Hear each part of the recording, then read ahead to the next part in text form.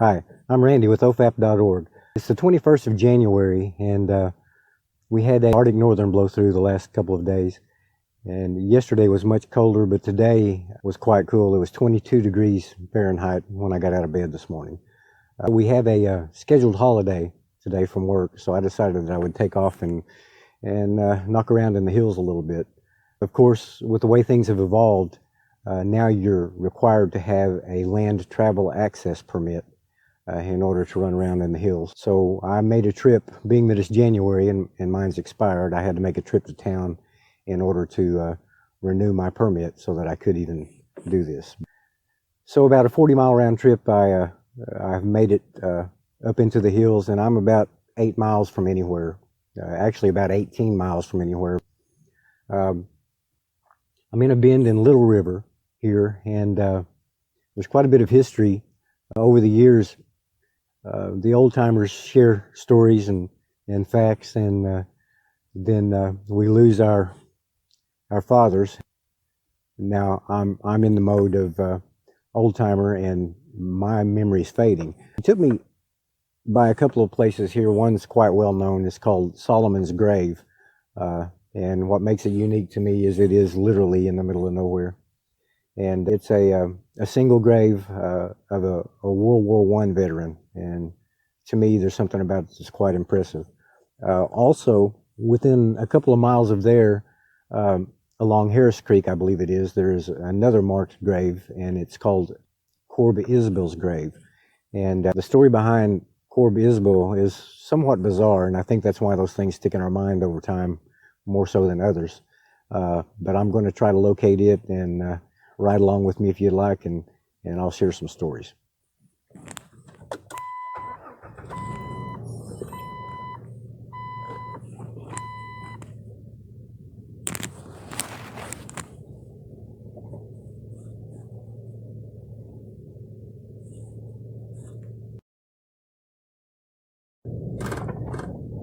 This area here is somewhat off of the beaten path, so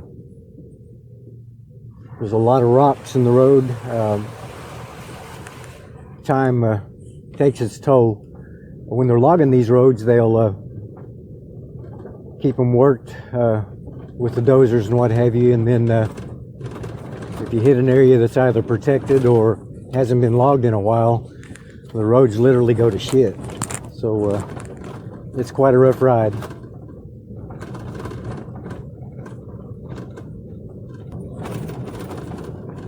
I think that I may have mentioned prior, but I've been in this area for about 35 years. I didn't grow up here, but my family is from this area.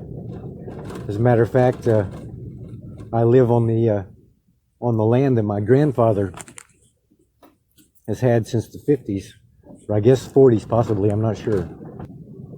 But the Kiamichi Mountains, I'll probably mispronounce part of these things, but they're a sub-range of the Ouachita Mountains in southeastern Oklahoma. And we're right down in the southeastern corner of the state, probably 45 miles from the Arkansas-Texas corner.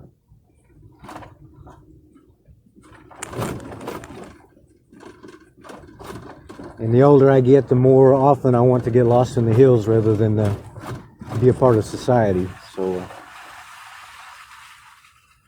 I think I know what's in store for me.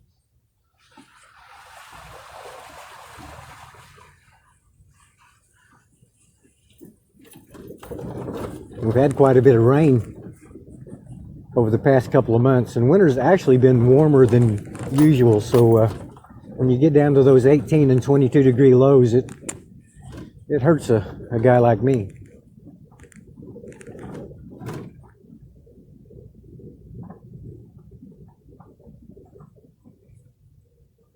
See if I can dodge some mud holes here.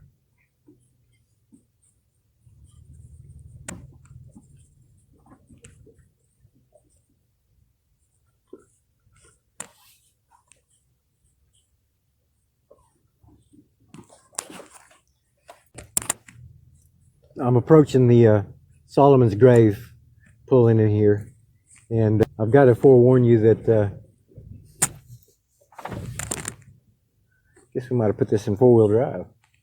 Pretty slick. See if I can hit it again.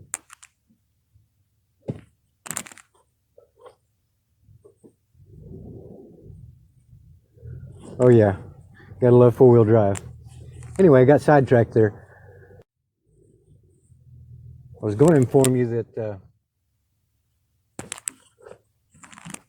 I'm here at Solomon's grave, and we'll try to locate Core Bisbell's grave. That may be a feat. I may have to do it on 2 trips, but anyhow, bear with me and I'll get started here.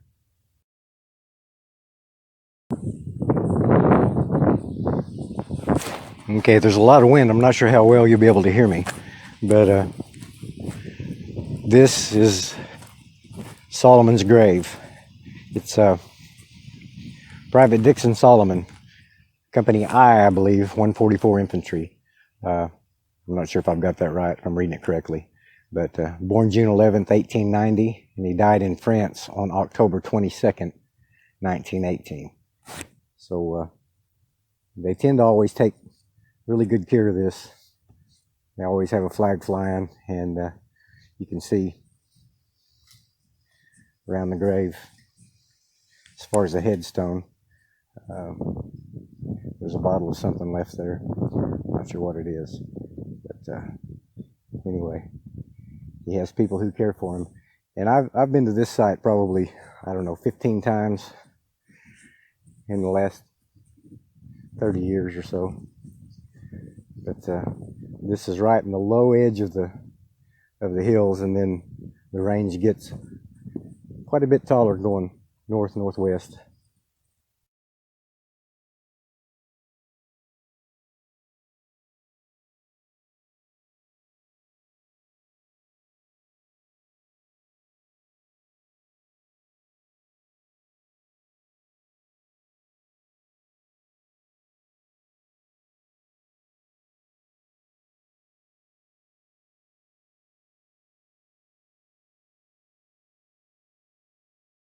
I later did some research, and though it's quite limited, the information I found on the 144th Infantry stated that they arrived in France in July 1918 and took part in the Meuse-Argonne offensive on October 9th of the same year, relieving elements of the 2nd Infantry Division. The Meuse-Argonne offensive was the main push against the Germans in France that ended World War I. By the time the Texans had reached the front, the Germans were engaging in a fighting retreat all along the front line. Enemy artillery, gas and machine gun small arms hit the men in the regiment during the continuous advance, but they closed in on the Aisne River by October 12th. The next day they swept south to clear out any stalwart defenders and were moved off the line. They spent the rest of the war acting as a divisional reserve. I'll never know the whole story, not even half of it. The only information I could locate about Private Solomon makes me think that he was possibly a Native American. The Meuse-Argonne offensive is listed as the bloodiest battle in American history. On October 13th, the 144th swept through the southern edge of the Aisne River, and the regiment lost 207 officers and men, killed or wounded, while advancing toward Givry. The Meuse-Argonne was listed in the archives as the largest campaign in history, with over 1 million U.S. soldiers participating. Of them, 26,000 killed in action and over 120,000 casualties. There would be little way to know unless we were able to locate a knowledgeable relative or specific archive, but it seems to me, given the date on Dixon Solomon's headstone, he was possibly wounded sometime between the 9th and the 13th when they were moved off the line and passed away on October 22nd.